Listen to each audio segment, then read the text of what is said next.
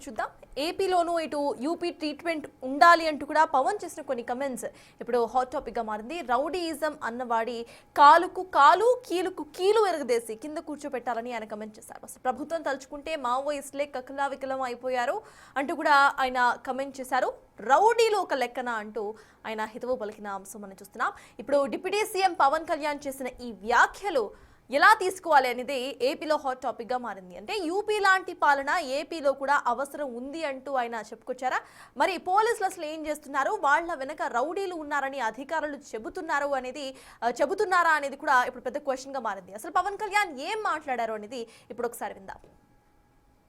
కూర్చొని మీరు కాంట్రాక్ట్లు వేస్తే కాంట్రాక్ట్లు వేసిన వాళ్ళందరినీ మేము బెదిరించేస్తాం, జైల్లో పెడతామంటే ఏమనుకుంటున్నారా మీరంతా?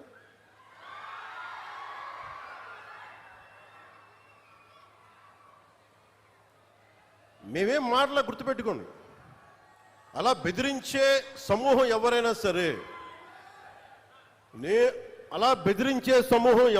సరే, మిగతా వారి గురించి నాకు తెలియదు.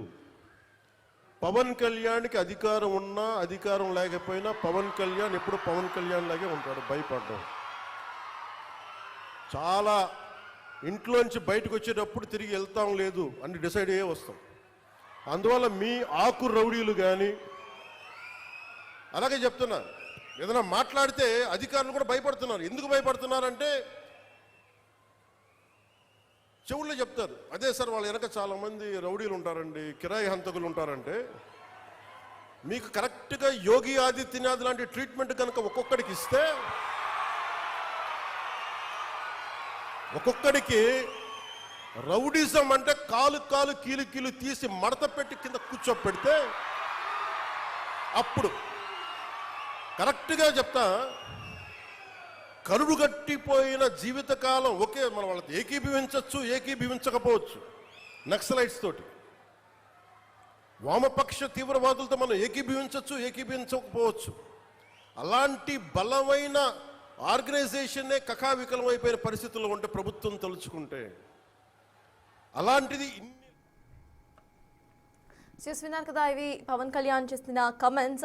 దీనికి సంబంధించి మనం ప్రొఫెసర్ సార్తో డిస్కస్ చేద్దాం. సో ఎస్ సార్, మనం చూసాము ఇటు రౌడీలకు ఇటు కాళ్ళు చేతులు విరక్కొట్టే ఒక గవర్నమెంట్ యూపీలో ఉంది. అట్లాంటి గవర్నమెంట్ ఇక్కడ కూడా ఉంటే అప్పుడు వీళ్ళంతా కూడా ఒక లైన్లోకి వస్తారు అంటూ కూడా ఆయన వార్నింగ్ ఇచ్చినట్టుగానే కనిపిస్తుంది. ఒక డిప్యూటీ సీఎం ఇటువంటి వ్యాఖ్యలు చేయొచ్చా? ఎట్ ద సేమ్ టైం ఒక సీఎంను అటువంటి పాలన ఇక్కడ కూడా ఉండాలి అంటే ఇక్కడ పాలనను ఆయన ఏమంటున్నారు అనుకోవాలి? అసలు ఆయన చేసిన కమెంట్స్ పై మీ విశ్లేషణ ఏంటి సార్? అంటే ఈ కామెంట్లో ఎవరిని ఉద్దేశించి మాట్లాడుతున్నాడో స్పష్టత లేదు. ఏ అంశం ఉద్దేశించి మాట్లాడుతున్నాడో స్పష్టత లేదు. ఏ సంఘటన గురించి చెప్తున్నాడో తెలియదు. ఆ రౌడీలు ఎవరో తెలియదు. ఆ రౌడీల వెనకాలన్న కిరాయి హంతకులు ఎవరో తెలియదు. వాళ్ళకు భయపడుతున్న వాళ్ళు ఎవరో కూడా తెలియదు. అన్ని ప్రశ్నలుగానే మిగిల్చి మాట్లాడారు. కానీ ఒకటి మాత్రం నిజం, చాలా కాలంగా లా అండ్ ఆర్డర్ విషయంలో ఆంధ్రప్రదేశ్ ప్రభుత్వ సామర్థ్యాన్ని పవన్ కళ్యాణ్ ప్రశ్నిస్తూనే ఉన్నాడు.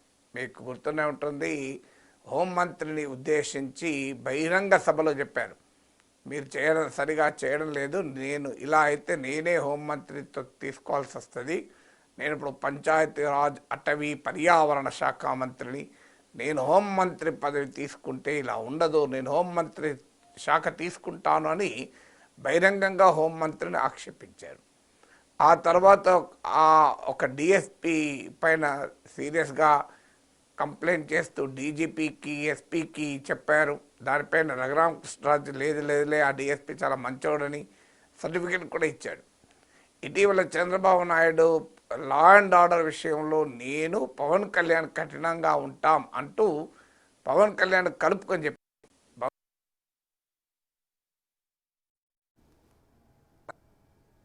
నేను పవన్ కళ్యాణ్ కఠినంగా ఉంటారు అని.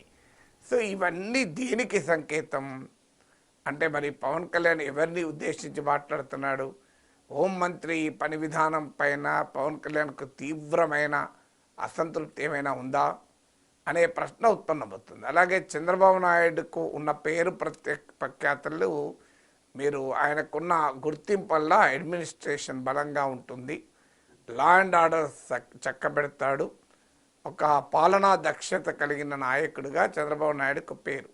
2014లో రాష్ట్రం విడిపోయిన సమయంలో కూడా చంద్రబాబు నాయుడుకు ఎడ్జ్ లభించడానికి కారణం అది. సో సంక్షేమ పథకాలు ఇలాంటి విషయంలో జగన్మోహన్ రెడ్డితో పోలిస్తే కొన్ని క్వశ్చన్స్ ఉన్నమాట నిజం. కానీ అక్కడ జగన్మోహన్ రెడ్డిని బీట్ చేసేలా సంక్షేమ పథకాలు ప్రామిస్ చేసి తన యునిక్ సెల్లింగ్ ప్రపోజిషన్ అంటారు, యూఎస్పీ అయిన లా అండ్ ఆర్డర్, అడ్మినిస్ట్రేషన్, డెవలప్మెంట్, ఈ మూడిట్లో జగన్ను స్కోర్ చేశాడు. అందుకే అంత అపూర్వ విజయం సాధించాడు. అందువల్ల Chandrababu Naidu unique selling proposition అంటే తన ప్రత్యేకత అయినటువంటి లా అండ్ ఆర్డర్, అడ్మినిస్ట్రేషన్నే పవన్ కళ్యాణ్ అనుమానిస్తున్నాడా, ప్రశ్నిస్తున్నాడా? అంటే ఏం చెప్పదలుచుకున్నాడు? యోగి ఆదిత్యనాథ్ లాంటి పాలన ఇక్కడ లేదు అంటే ఇక్కడ చంద్రబాబు నాయుడు పాలన అలా లేదు అని చెప్పదలుచుకున్నాడా? లేదా యోగి ఆదిత్యనాథ్ను ప్రేజ్ చేయడము, సనాతన ధర్మ పరిరక్షకుడిగా మాట్లాడడము, నరేంద్ర మోడీని పొగడము, ఇవన్నీ భారతీయ జనతా పార్టీతో తనకున్న సాన్నిహిత్యం కేవలము పొత్తులు రాజకీయాలే కాదు, దానికి ఐడియాలజికల్గా కూడా ఎలైన్ అయ్యాను, హార్డ్ లైన్ హిందుత్వతో, హార్డ్ కోర్ హిందుత్వతో అని చెప్పడమా? So there is something behind what Pawan Kalyan is repeatedly telling. ఏదో కొంతమంది పవన్ కళ్యాణ్ ఏది పడుతుందే మాట్లాడతారని ఆయన విమర్శకులు అనొచ్చు. ఏది పడుతుందే మాట్లాడుతున్నారని మనం అనుకోవాల్సిన అవసరం లేదు. పవన్ కళ్యాణ్ ఏం అనుభవం లేని వ్యక్తి కాదు, ఇప్పుడు 100% స్ట్రైక్ రేట్తో ఎన్నికల్లో గెలిచిన నాయకుడు. So there is some gap. Pawan Kalyan Chandrababu Naidu పాలన పైన ఆయనకున్న ఎక్స్పెక్టేషన్స్లో ఎక్కడో ఒక చోట గ్యాప్ ఉంది అని అర్థమవుతుంది. అందుకే మీకు ఒకసారి క్యాబినెట్లో కూడా అన్నాడు, క్షేత్రస్థాయిలో మనం అనుకున్న గవర్నెన్స్ క్షేత్రస్థాయిలో ఉండడం లేదని కూడా అన్నాడు. సో గవర్నెన్స్ పై కూడా ప్రశ్నలు లేవనెత్తాడు. సో క్షేత్రస్థాయిలో లేదని.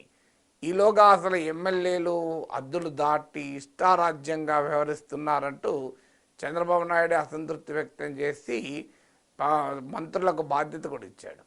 మంత్రులు సరిగా పనిచేయడం లేదు అని కూడా ఈ మధ్య అసంతృప్తి వ్యక్తం చేశారు.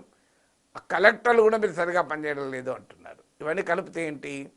ఎమ్మెల్యేల అవినీతి భయంకరమైన స్థాయికి పెరిగింది, ఇష్టారాజ్యంగా ఉన్నారు అన్నది చంద్రబాబు నాయుడే కాదు, ఆంధ్రజ్యోతి కథనాలే కాదు, రాధాకృష్ణ విశ్లేషణలే కాదు, టీడీపీ నేతలు బహిరంగంగా టీవీ ఛానల్ వచ్చి, అది కూడా తమకేమి వ్యతిరేకం కాని టీవీ ఛానల్ వచ్చి కూడా మాట్లాడుతున్నారు. సో అంటే ఏం చెప్పదలుచుకున్నారు? ఎమ్మెల్యేలు అవినీతికి పాల్పడుతున్నారు, వాళ్ళను చంద్రబాబు కట్టడి చేయలేకపోతున్నాడు, మంత్రులు అసమర్థులై ఉన్నారు, మంత్రులు అవినీతిలో కూరుకుపోయారు, సో అలాగే కలెక్టర్లు పనిచేయడం లేదు, అంటే అడ్మినిస్ట్రేషన్ గాడి తప్పుతోంది అని. మరి దీనికి ఇవాళ పవన్ కళ్యాణ్ ఏమంటున్నారు? ఈ రౌడీలు ఎక్కువైపోయారు, అధికారులే భయపడుతున్నారని. రౌడీలకు అధికారులు ఎప్పుడు భయపడతారు? పై అధికారుల మద్దతున్నా భయపడతారు, అన్నిటికీ ముఖ్యంగా రాజకీయ నాయకుల మద్దతున్నా భయపడతారు. ఎందుకంటే పై అధికారుల మద్దతున్నా కూడా రాజకీయ నాయకుల దగ్గరికి వచ్చి చెప్పుకుంటారు. అధికారంలో ఉన్న రాజకీయ నాయకుల అండదండలు రౌడీలకు ఉన్నప్పుడే అధికారులు భయపడతారు. ఇప్పుడు పవన్ కళ్యాణ్ ఏమంటున్నాడు? రౌడీల సంగతి తేల్చండి అంటే చెవుల్లో చెప్తున్నాడు, సార్ వాళ్ళు చంపేస్తారు అది ఇదని. అంత బరితెగించిన మాఫియా రాజ్యం వెళ్తుందంటే రాజకీయ నాయకుల అండదండలు లేకుండా సాధ్యమవుతుందా? అంటే ఒక రకంగా క్రిమినల్ మాఫియా రాజ్యమేలుతుంది అని పవన్ కళ్యాణ్ విమర్శ. మరి this a very serious problem. మరి చంద్రబాబు నాయుడు క్యాబినెట్లో పవన్ కళ్యాణ్ ఈ విషయాలు చెప్పడం లేదా? చెప్పినా చంద్రబాబు నాయుడు పట్టించుకోవడం లేదా? హోంమంత్రి పని విధానం పైన అంత అసంతృప్తిగా పవన్ కళ్యాణ్ ఉన్నాడా? So these are all questions which need more clarity.